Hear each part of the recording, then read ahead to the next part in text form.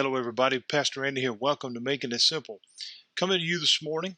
As I'm putting this lesson together, my heart is heavy,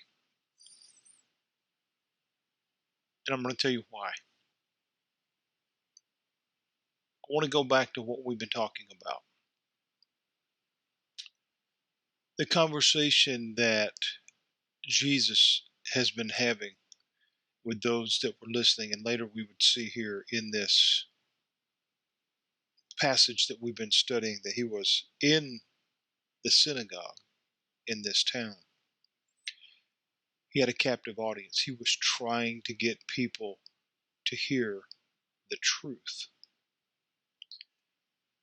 As you've heard me talk about over these last several lessons, the importance of that decision, following the truth, the importance of making it clear that things have been settled in your life. Why he was so adamant about that was because of the nature of humanity to follow the temporary, the nature of humanity to look for the quick fix. If you are an avid Facebook user, which I never thought I would become, but I have, because it has given me a platform to be able to reach people that I would never be able to reach. And for that, I'm grateful.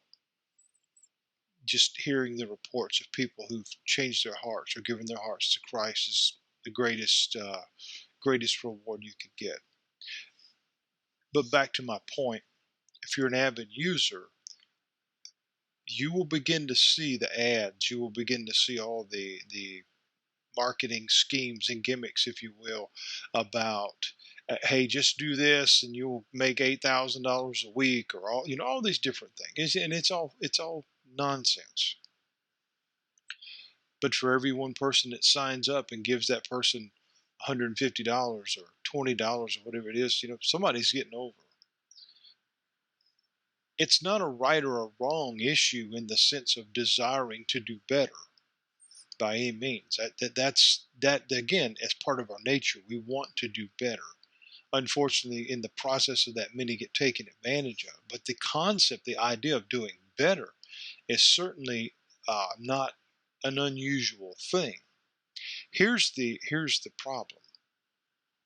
We base oftentimes not just our existence, but our plans, our futures, our everything on one thing that in and of itself is oftentimes temporary. And sadly, in some cases, it turns out to not be real at all. So the point that Jesus was trying to make in this passage was to get the focus back on the eternal. He used what some might even would say be somewhat of a difficult illustration in two parts. Because first he spoke of the ancestors, the family, the heritage, whatever, of those that were listening, and saying, well, they ate of the manna and they're dead. But if you eat of what I offer, and directly if you eat the living bread that I give, and then he would really further that in what would be a controversial way. He said, you have to eat and consume me. Immediately that caused hysteria. Immediately that caused a stir amongst those that were there, thinking, how could he offer us his flesh to eat? They saw it from a literal standpoint. That's not what he was saying at all. He was saying, fully immerse yourself in what I offer. In other words, really believe it. Not just acknowledge it, but actually really believe it. Consume it. Allow it to become who you are, what you do, and how you think.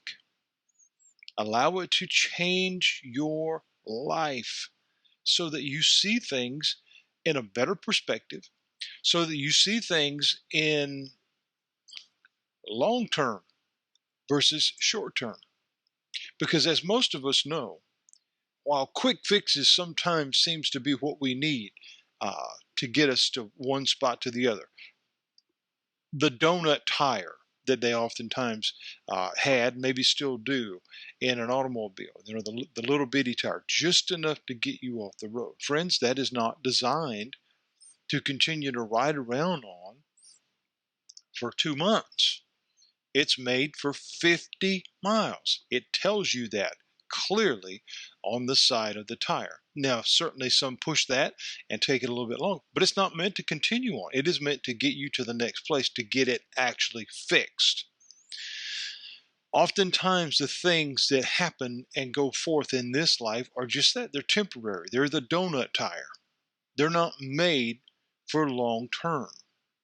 This is the point he was trying to get them to understand. So we go back, and he said, again, this is the bread which came down from heaven, speaking of himself. He said, not as your fathers did eat manna and are dead. Again, he brings that back up again. And it's not because he's trying to be heartless or cold or mean or anything like that. He's trying to get them to understand that did not sustain them forever. But what I offer you will. What I offer you will absolutely fill the gap. He's not talking about rainbows and sunshine every day. He's not talking about perfection. He's not talking about you'll never have another moment. That's not what he's saying. He's saying that when you consume what I offer you, when you receive this living bread, living being the key word, it brings you new life, both now and for eternity. And that is really, really important that we understand that. He says, but he who eats of this bread shall live forever. Again, the eating here is not literal. We have to understand that. He's not talking about consuming bodies and blood. He's speaking of what he offers, grace and faith and life-changing application. These things, it tells us, he said in the synagogue as he taught in Capernaum. Many, therefore, of his disciples, when they had heard this, said, this is a hard saying. Who can hear it? Now think about what they just said. This is hard to hear. Who can hear it? Well, who can hear it is anybody who's willing to listen. That's the key. That's what it comes down to. Who is willing to listen? We live in a time of great intelligence. There's no question about that, okay? Even the Bible references that as we progress in time, there would be a massive increase in intelligence. Okay, we see it all the time. People create things. People have rockets, and I mean, we just, this thing right here we're talking on, this computer, all this stuff. It's amazing the technology and intelligence that goes into that. However, how many have based their being and their future and their life and everything else on that stuff? And how smart I am, or how smart this person is, or what this person knows or doesn't know, whatever, all these different things. It's temporary. And what we see so often is an unwillingness to listen. Because, well, I've got it figured out. I don't need anything else. I don't want anything to do with that. I hear it all the time from different avenues, different venues, different people. We don't need that. I don't want anything to do with religion. Neither do I. Neither do I. It's got nothing to do with religion. Nothing. Here's where the bottom line comes in. Here's where the reality is. Life is real. Death is real. Jesus was trying to get those around him, trying to get those who were listening to understand this is real. And when it becomes a reality in your life, and it will at some point in time, you need to be prepared for that. That's not a That's not a gloom and doom statement, friends. Not at all. That is reality. Every single one of us know that. Whether we experienced it as a child when one of our favorite pets passed away naturally, got run over by a car, whatever, some tragedy. Maybe it was your grandmother, maybe it was a sibling. We've had all that different, a parent, whatever. Everybody has experienced the fact that that's real. Okay? Every single movie, every TV show, whatever, it all experiences that portrayal because it's real. I can't stress that enough. Jesus is trying to say here is how you can have peace with that. And the disciples and those that were hearing it, they were saying, this is really hard to hear. Who will listen? Who will hear that? Why was it hard to hear? Yes, the illustration that he used of the consuming of flesh and blood seemed a little bit much to bear, but it had a valid point. And the point was, if you do not take of, literally consume and become part of what it is that I'm offering you, you won't have life in you. Life being that gift that God came to give, and it more abundantly. He's not trying to scare anybody. This is not about gloom and doom. This is not about judgment and pointing fingers or anything else. This is saying, you need to get this straight.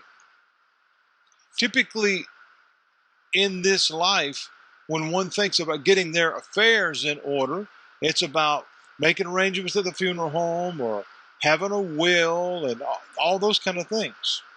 Okay, that's fine. Those things are good when it comes to making sure that your family's taken care of or the arrangements aren't difficult because you're not scrambling around to figure out what to do. I've been through that multitudes of times. However, that's not the most important thing. The most important thing is making sure your heart's right with God. Now, you may be listening to this today and scoff at that. You say, well, I'm not worried about that. I don't believe in that. You don't have to. You don't have to, but you'll find out. And the thing is, you don't want to find that out. You don't want to take that, I wouldn't even say gamble or chance, because it's neither. It's real. I can say that with bold authority. Bold authority. Not only because of my life in ministry for all these years, my life as a believer for the last 23 years, but friends, the things that I have seen,